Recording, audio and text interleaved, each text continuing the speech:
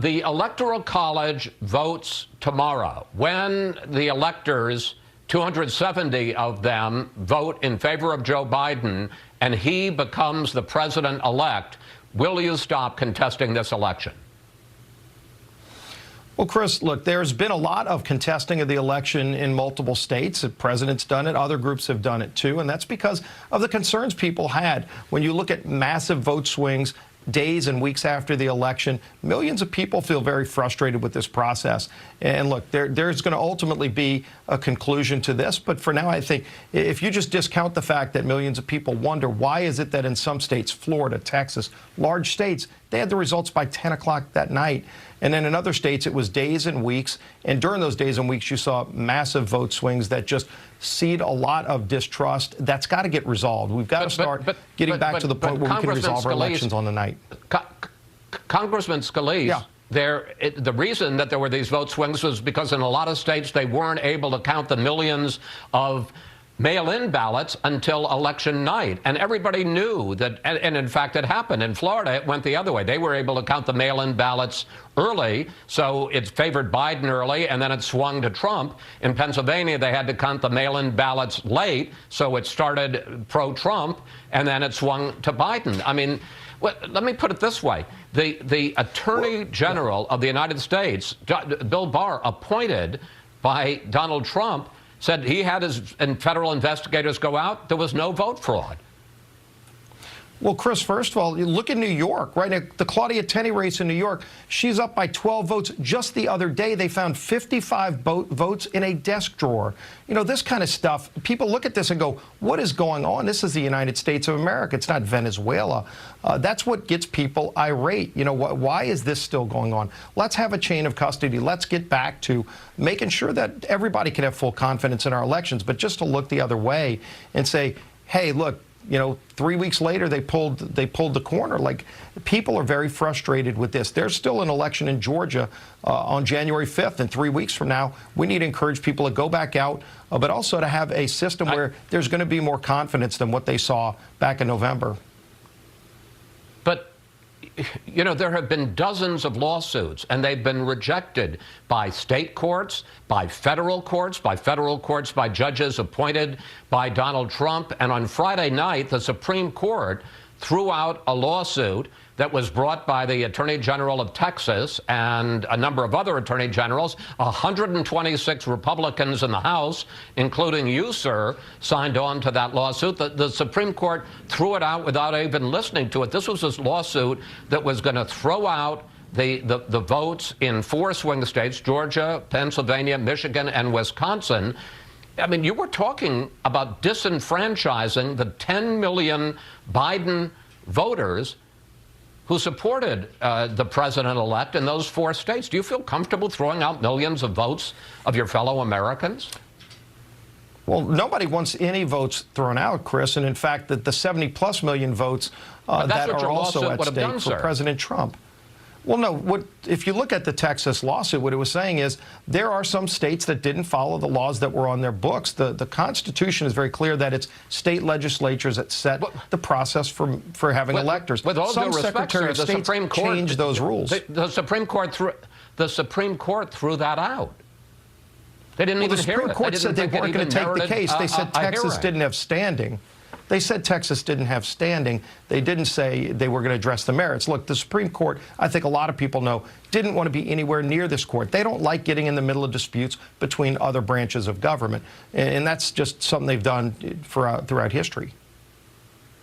So bottom line, even though the electors on tomorrow are more than 270 of them are going to say that Joe Biden is the next president of the United States, you're not willing to recognize him as the president-elect, and you're not willing to stop contesting this election.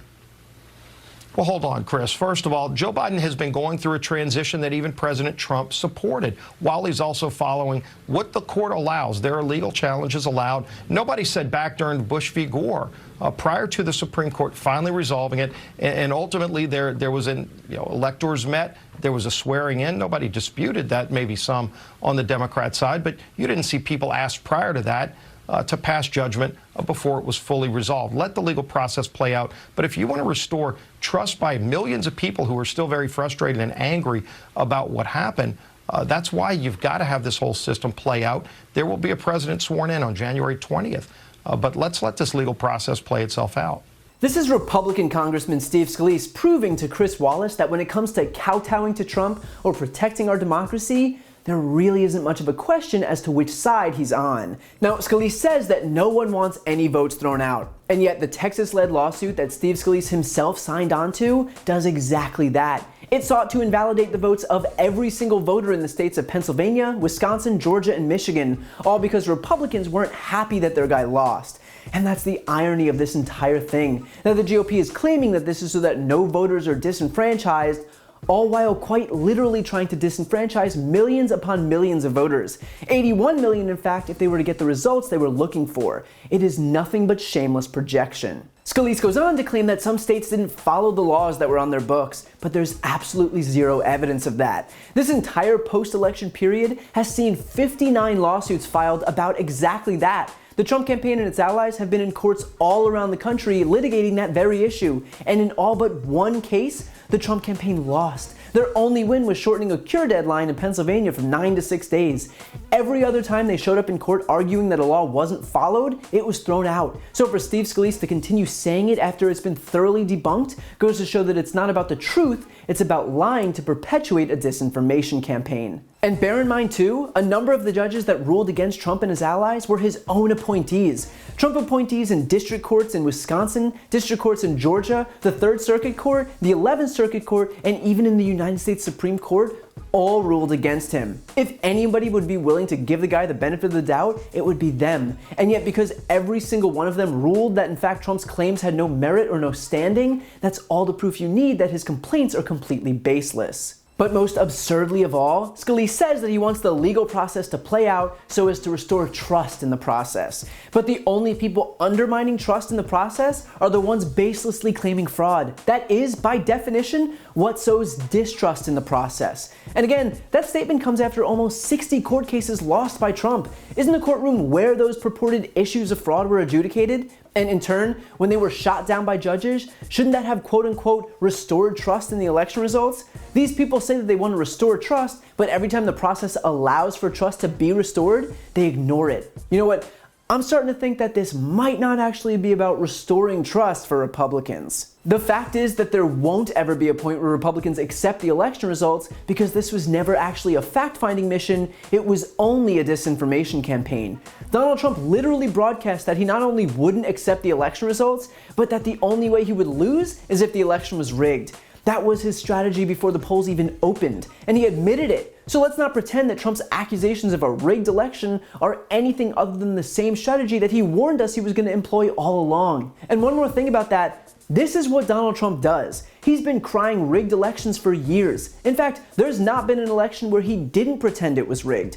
Before even securing the Republican nomination in 2016, he claimed the Iowa caucus was rigged and attacked Ted Cruz, tweeting, "Based on the fraud committed by Senator Ted Cruz during the Iowa caucus, either a new election should take place or Cruz results nullified." Prior to the 2016 general election, he tweeted, "The election is absolutely being rigged by the dishonest and distorted media pushing crooked Hillary, but also at many polling places. Sad." Even after he won the election, he still claimed it was rigged, tweeting, "In addition to winning the Electoral College in a landslide, I won the popular vote if you deduct the millions of people who voted illegally." And that was for an election he won. This is what Trump does. And anyone who takes this seriously is basically acknowledging that there's no limit to the amount of times they're willing to be lied to. So people like Steve Scalise can go on national TV and pretend that there was non-existent fraud, but he knows the truth. He's just showing everyone watching that he would rather defend a losing one-term president than the democracy he swore an oath to protect. If you like this video, please check out my podcast, No Lie with Brian Tyler Cohen, where I take a deep dive into the week's most important stories and interview major players in politics, including Kamala Harris, Katie Porter, Adam Schiff, Nancy Pelosi, Eric Swalwell, Mary Trump, Al Franken, Cory Booker, and many, many more. Again, that's No Lie with Brian Tyler Cohen, available anywhere you listen to podcasts.